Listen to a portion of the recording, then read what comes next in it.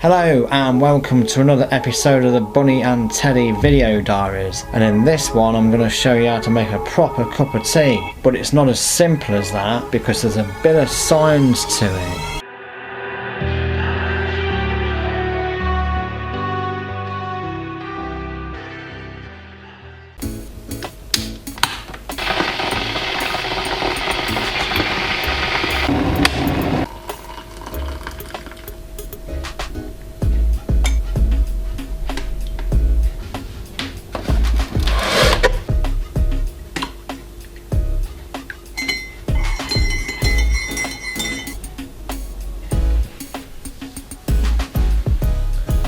Nice cup of tea.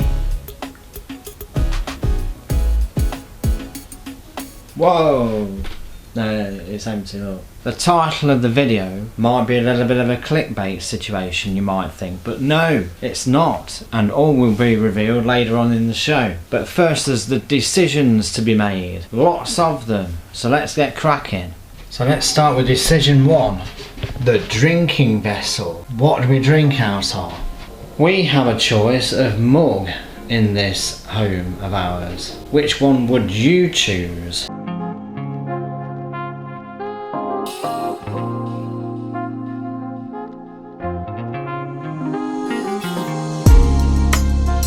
think I'll probably stick with that one for now. So having chosen the drinking vessel, the mug, what type of tea bag do you use? Here's where the science begins. In this drinking vessel, what do we put in it? What sort of tea bag? You've got to think environmentally. Is it going to be tea bag A or tea bag B?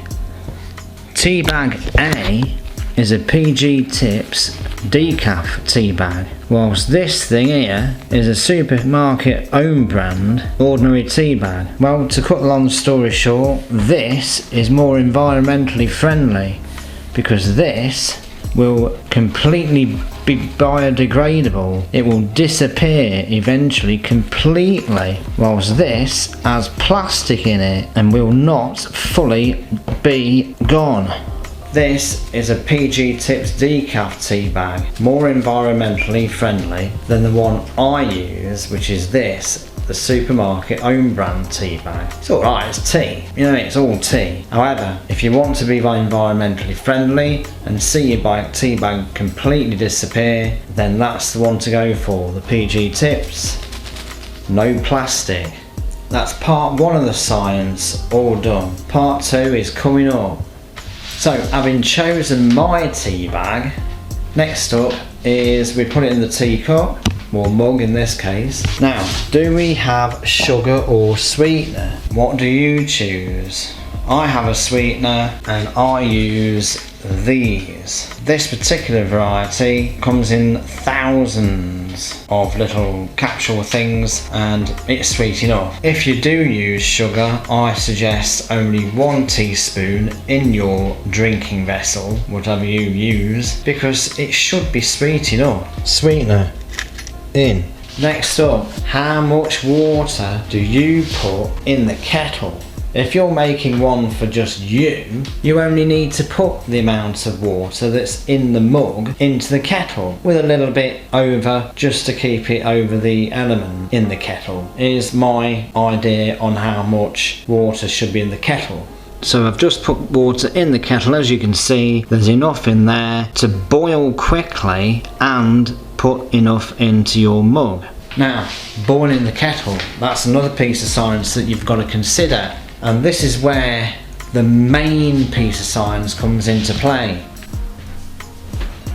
So, throat cancer and tea. It's not all rubbish, okay? A report written by Noreen Iftikhar, MD, from November 2019 that says that you must drink your tea at a particular temperature to help prevent throat cancer. A study from Iran found that people who drank 700 millilitres of hot tea per day that was 60 degrees or higher had a 90% increase in the risk of throat cancers. So what we're saying is you can't rule that out, that you might get throat cancer from drinking tea if it's too hot, but at the same time you cannot possibly temperature check your cup of tea every time you make one. It's also saying that there are sort of particular types of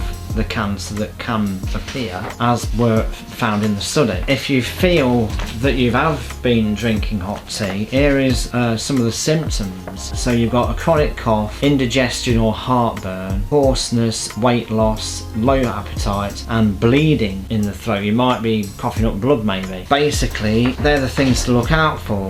What I'm saying is, and what the report is saying as well, is that drinking any very hot beverage, not just tea, may increase your risk of this type of cancer. This includes coffee, obviously, hot water. Some people just drink hot water. I know people about that. And hot chocolate. Anything hot going down your throat is going to destroy the lining of your throat, potentially. And that goes particularly more for more vulnerable groups, such as smokers and drinkers, whose throats may be already diminished by their lifestyle choices, shall we say. So here's my tip. And my tip is obviously not to test the temperature of the water when you're actually making your cup of tea, but as you boil the kettle, once the water starts to quiver in the kettle, switch it off. Let me demonstrate.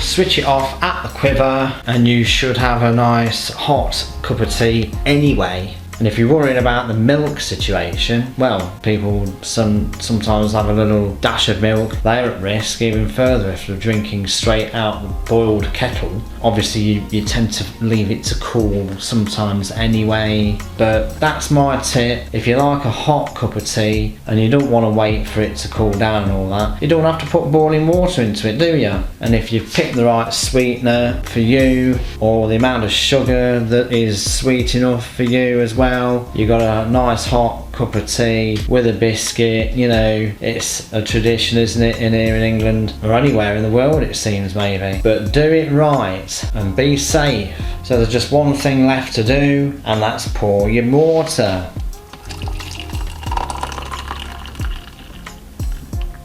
Leave enough for the milk, and as you can see, there's still a drop left in the kettle. Grab your teaspoon, and whatever you do, either leave the tea bag in, or as I'm doing, just swish it around to create a bit of a strength to your tea.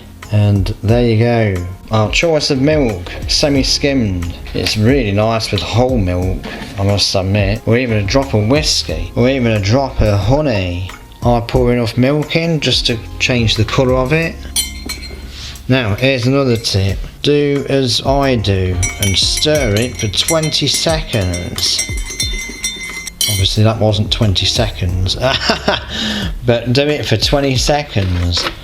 That way you will infuse much more flavour into your cuppa.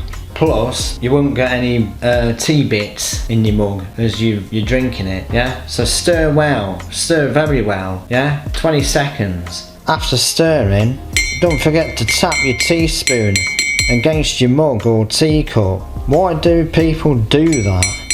If you know why that is, please place a comment below and let me know why people tap the teaspoon. So there you have it, guys. Enjoy your cuppa, but remember, be careful, be safe, be environmentally friendly when making one, and we'll see you on the next how-to video. Bye for now.